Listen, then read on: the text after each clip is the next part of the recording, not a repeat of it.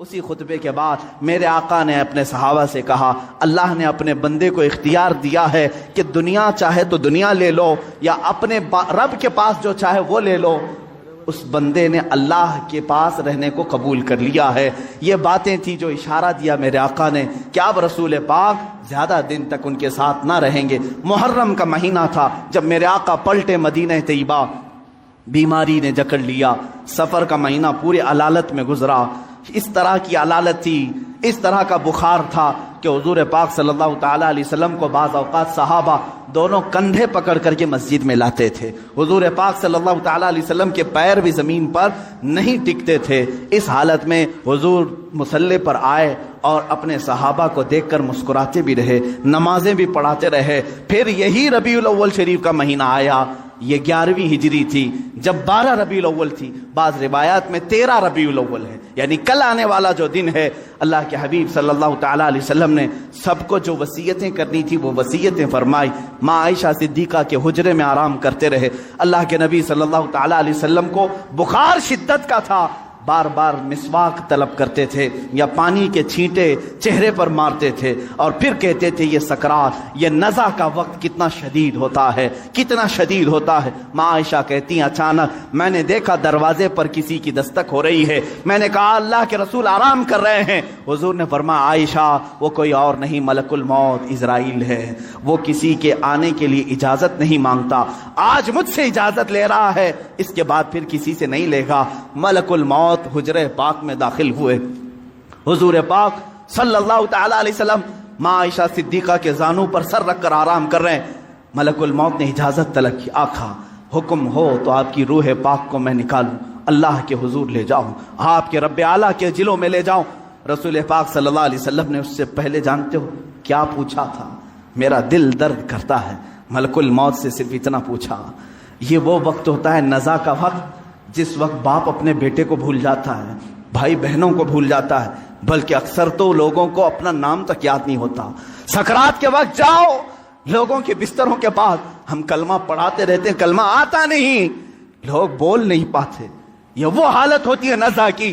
لیکن اس وقت میرے آقا صلی اللہ علیہ وسلم ملک الموت سے یوں کہتے ہیں، اے اسرائیل یہ جو نزع کا درد ہے، کیا یہ درد میری امت کو بھی دیا جائے گا؟ کیا یہ سکرات کا درد میری امت کو بھی دیا جائے گا؟ ملک الموت نے کہا موت سے پہلے ہر ایک کو سکرات سے گزارا جائے گا۔ میرے آقا رو پڑے، واہ امتی ہی، واہ امتی، اے اللہ میری امت، اے اللہ میری امت، کیا وہ نزع اور سکرات کو برداشت کر پائے گی؟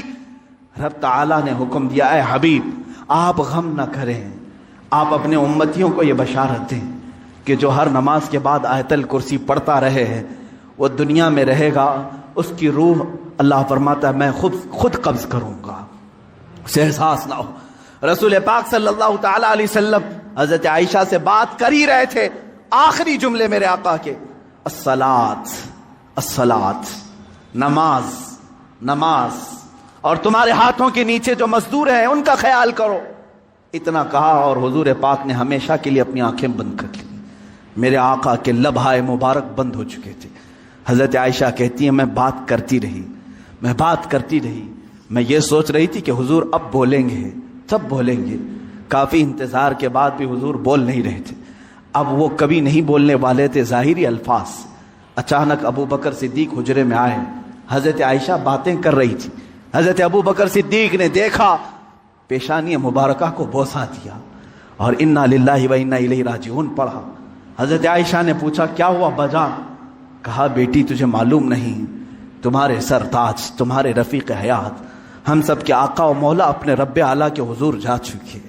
حضرت عائشہ کہتی ہیں پہلی مرتبہ میں نے کسی کو اپنے سامنے روح قبض ہوتے دیکھا، میں تو یہ محسوس کر رہی تھی کہ حضور بخار کی وجہ سے چپ ہیں، پھر بولیں گے۔ سیدہ کائنات فاطمۃ الزہرا سلام اللہ علیہا آئی، وہ خاندان میں تنہا باقی تھیں، حضور کی ساری اولاد ان کے سامنے فوت ہو چکی تھی، حضرت فاطمہ اکیلی رہ گئی تھی۔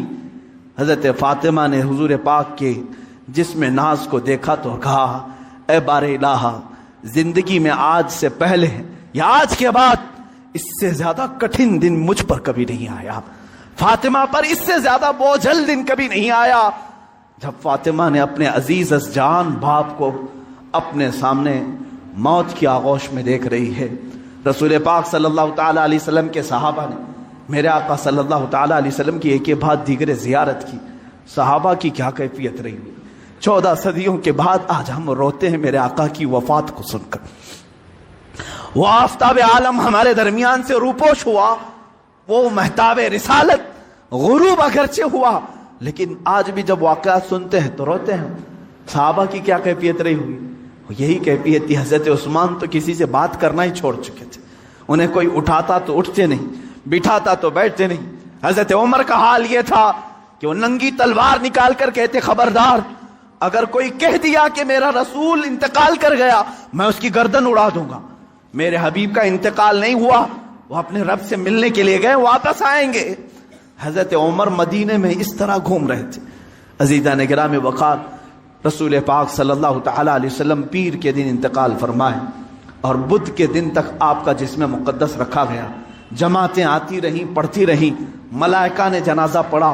بدھ کے دن میرے آقا صلی اللہ تعالیٰ علیہ وسلم کو صحابہ نے اٹھایا اور اسی حجرے میں جہاں ماں عائشہ صدیقہ کا گھر تھا، حضور پاک صلی اللہ علیہ وسلم کی قبر مبارکہ کھودی گئی، لحد بنائی گئی جو ایل شیپ میں ہوتی ہے، حضور کو پسند تھی، لحد مبارکہ میں رکھا گیا۔ اترنے والوں میں حضرت علی بھی تھے، حضرت عباس بھی تھے۔